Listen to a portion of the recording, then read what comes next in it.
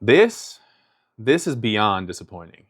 So if you haven't heard, Miss Keke Palmer just announced a new TV show on her network. The name of it is Southern Fried Rice, which the name is already insane enough. But it follows a young Korean woman who is attending a fictional HBCU. And yeah, this is just red flags all over the board. If you don't know who I am, my name is Mark, and I'm an indie comic book writer, and I'm the creator of this comic book right here, Scion.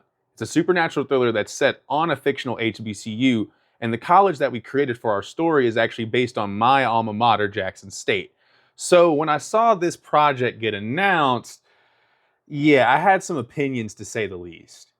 Part of the reason of why I wanted to make Scion was because I had never seen a comic book set on an HBCU campus, and I wanted to honor my time as a student on such campus. But trying to make such a story can be a little bit tricky as a biracial person, especially since I was a transfer student that came from a PWI. That's why when I decided to make a character that shared my likeness in the story, I made sure not to make them the protagonist, because I wanted to make sure that the already existing black ecosystems of an HBCU remained intact. Mason only exists to be one of many stories told on an HBCU campus, and somewhat from the background. That's why this project announcement had me a bit agitated, not just as an HBCU grad, but also as a writer. There's nothing wrong with having different racial backgrounds represented on an HBCU campus. Hell, even A Different World did it for their first season. But to do it with the protagonist, the person that the audience has to view the story from, it it just feels odd to decenter blackness on an HBCU campus when that should be probably the main thing that this story does.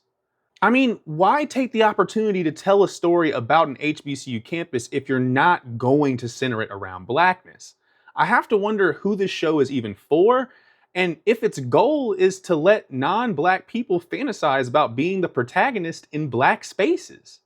So, Miss Palmer, I love your work, specifically you and Nope, but this ain't it. And maybe if you think the same thing, you should check out my comic book Scion. It follows a young black detective who's discovered a conspiracy on his HBCU campus. We have a preview on our page, and it's also available in the TikTok shop. So if you're looking for an HBCU story that's looking to keep blackness at the center of it, check out my comic.